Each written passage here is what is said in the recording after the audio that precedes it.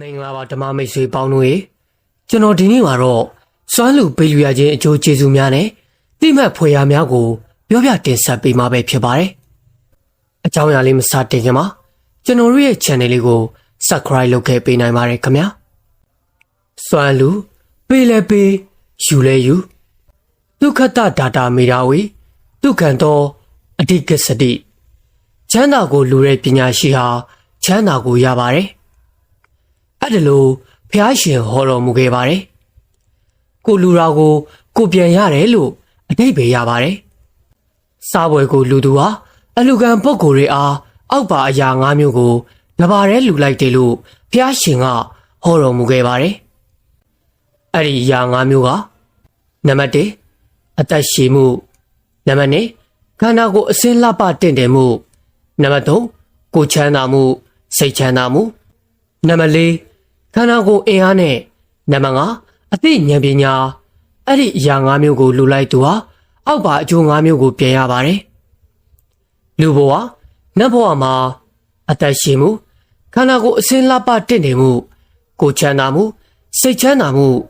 ခန္ဓာကိုယ်အင်အားအသိဉာဏ်ပညာစွန့်တမင်ဟင်းမုတ်တည်ရွယ်စတဲ့စားပွဲတွေကိုသူတစ်ပါးအားမပေးလူဘူးသူဟာရှားပါလိမ့်မယ်ဗုဒ္ဓဘာသာဝင်တွေဆိုရင်တော့အလူကံပုဂ္ဂိုလ်တွေဖြစ်တဲ့ရှင်ယဟန်သီလရှင်တွေရောမိတ်ဆွေတွေရောမရှိဆင်းရဲသူတွေကိုပါအနည်းနဲ့အများအဲ့ဒီစားပွဲတွေကိုလူပူကြပါတယ်စိုးလေးတစ်စုံလူတာလဲစားပွဲကိုလူတာပါပဲဟင်းလေးတစ်ခွအသားဟင်းလေးတစ်တုံးတီလေးတစ်လုံးမုတ်လေးတစ်ခုဘရာကျော်လေးတစ်ကွင်းလူတာလဲစားပွဲကိုလူတာပါပဲနေနေများများစားပွဲတွေကိုလူတိုင်းအထက်ပါအရာ၅မျိုးကိုတပါးတည်းလူလိုက်ပါတယ်ယူလဲယူလိုက်တယ်လို့ဆိုရပါမယ်ကျေးဇူးရှင်ပဏိဒါယာမရွှေတောင်ကုန်း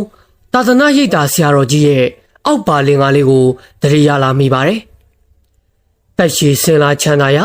ဗလဉဏ်ပညာစားပွဲလူသူကျိုး၅စုပေးယူနိုင်ပါလေတဲ့အရှင်ပိလိန်ဒါဝဆမထေရခဲ့တဲ့စွမ်းကြိုးများအရှင်ပိလိန်ဒါဝဆမထေကဘလူမုဒ္ဒရာဖျားရှင်ကိုရောတပည့်တန်ကအပေါင်းပါတို့ကိုစိုးနဲ့ဖြော်ရည်ကိုလူခဲ့ပါတယ်သူရဲ့အဲ့ဒီလူကုသိုလ်ကံနဲ့လျှောက်ပတ်တဲ့အကျိုး10မျိုးကိုခံစားရတယ်လို့အမိန့်ရှိပါတယ်သူရရှိခဲ့တဲ့အကျိုး10မျိုးကိုဒီလိုဖော်ပြခဲ့ပါတယ်နံပါတ်1အသက်ရှိသူနံပါတ်2ခွန်အားကြီးသူနံပါတ်3တည်ကြည်သူနံပါတ်4အစင်လာသူနံပါတ်5အချွေရံများသူနံပါတ်6ကိုယ်စိတ်ချမ်းသာသူနံပါတ်9သမင်းကိုရရှိသူနံပါတ်10ဖြော်ရည်ကိုရရှိသူနံပါတ်9ရရင်သူနဲ့နံပါတ်10အခါခသိမ်းပညာရှိသူတို့ပဲဖြစ်ပါတယ်အဲ့ဒီအကျိုးတွေကိုတန်နေရာမှာကျင်လည်ရတဲ့အခါငါဟာရရှိခဲ့ပါတယ်ကိုလုပ်တဲ့အလုပ်ရဲ့အကျိုးတွေကိုစုံစုံလင်လင်ပြည့်ပြည့်ဝဝသိရရင်အဲ့ဒီအလုပ်ကိုလုပ်ရတာဟာနှစ်ချိုင်မှုစိတ်ပါဝင်စားမှုထက်သန်မှုဖြစ်ရပါတယ်လှုပ်လို့တဲ့ဆန္ဒလည်းပြင်းပြလာရပါတယ်စွန်လူသမင်းလူဖြော်ရည်လူတွေကိုကိုတူတူလူဘူးနေကြတာပါပဲအနေအများသာကြွားခြင်းကြွားချပါမယ်အလူဒါနရေရောကြတဲ့လူတွေဟာစွမ်းလူသမင်းလူဖြော်ရည်လူတွေကိုနေရာပေါင်းများစွာမှာအလူကံပုဂ္ဂိုလ်ပေါင်းများစွာအားအချိန်ပေါင်းများစွာလူဘူးကြပါတယ်အလူရည်စံလက်နဲ့မကွာရှိကြတဲ့ဗုဒ္ဓသာသနာဝင်တွေအဖို့တော့ဒီလူတွေဟာအထူးပြောစရာမလိုတော့ပါကိုမာရရှိတဲ့ဒီကျိုး10မျိုးကိုသိရှိတဲ့စွန်လူရှင်သမင်းလူရှင်ဖြော်ရည်လူရှင်ကတော့အနှဲငယ်ပဲရှိမယ်ထင်ပါတယ်ဘုရားရှင်ဟောတော်မူခဲ့တဲ့စားပွဲလူရကျိုး၅မျိုးကိုပဲရဟန်းရှင်လူတွေအတိများကြပါတယ်အရှင်ပိလိန်ဒါဝဆမထေမိန်ကြားခဲ့တဲ့ဒီကျိုး10မျိုးကိုတော့သိသူနေကြပါတယ်စွန်လူရင်သမင်းလူရင်ဖြော်ရည်လူရင်ကောင်းကျိုးတွေကိုရနိုင်တယ်လို့ဗုဒ္ဓသာသနာဝင်တိုင်းယုံကြည်ကြပါတယ်ဒါပေမဲ့ကိုရနိုင်တယ်လို့ယုံကြည်ထားတဲ့အကျိုးတွေကိုတိတိကျကျစုံစုံလင်လင်မသိကြပါသိအောင်ကြိုးစားလို့သိပြီးလူရရင်ဝမ်းလဲပူတာရသလိုအကျိုးလဲပိုကြီးမားလာပါမယ်ဖျားသိတယ်လို့သာသိခဲ့ရင်ဒါနရဲ့အကျိုးကိုရစ်သိရင်သိသလောက်လူရဲကြပါတယ်လူကြပါတယ်နည်းနည်းသိရင်နည်းနည်းလူရဲပါတယ်လူပါတယ်များများသိရင် များများလူရဲပါတယ်လူပါတယ်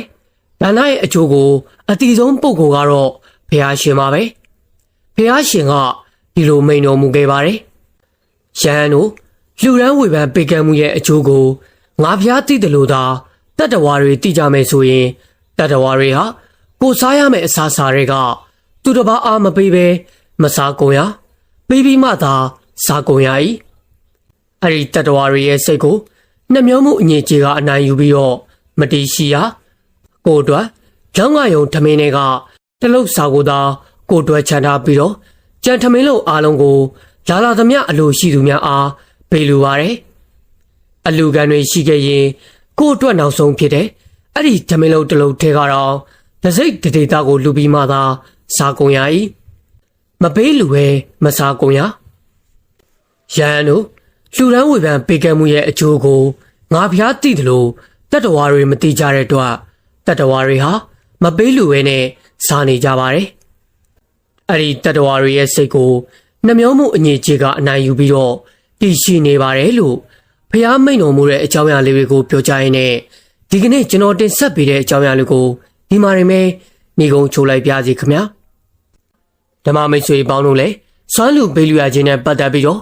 ဓမ္မအသည့်တစုံတရာတိုးသွားခဲ့တဲ့ဆိုရင်တော့ channel လေးကို like and subscribe လုပ်ခဲ့ဖို့လည်းမမေ့ကြပါနဲ့ခင်ဗျာအစိုးရနာဆင်ပေးခဲ့ကြလို့ဓမ္မမိတ်ဆွေများအားလုံးလည်းရှင်လန်းချမ်းမြေ့ကြပါစေခင်ဗျာမင်္ဂလာပါဓမ္မမိတ်ဆွေပေါင်းတို့ရေကျွန်တော်ဒီနေ့မှာတော့စွမ်းလူပေးလူရခြင်းအကျိုးကျေးဇူးများနဲ့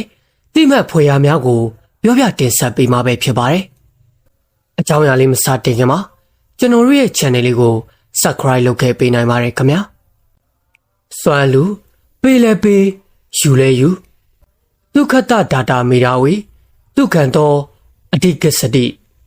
ချမ်းသာကိုလူတဲ့ပညာရှိဟာချမ်းသာကိုရပါတယ်အဲ့ဒါလို့ဘုရားရှင်ဟောတော်မူခဲ့ပါတယ်ကိုလူရာကိုပြန်ရတယ်လို့အဓိပ္ပာယ်ရပါတယ်စားပွဲကိုလူသူဟာအလူကံပုဂ္ဂိုလ်တွေအား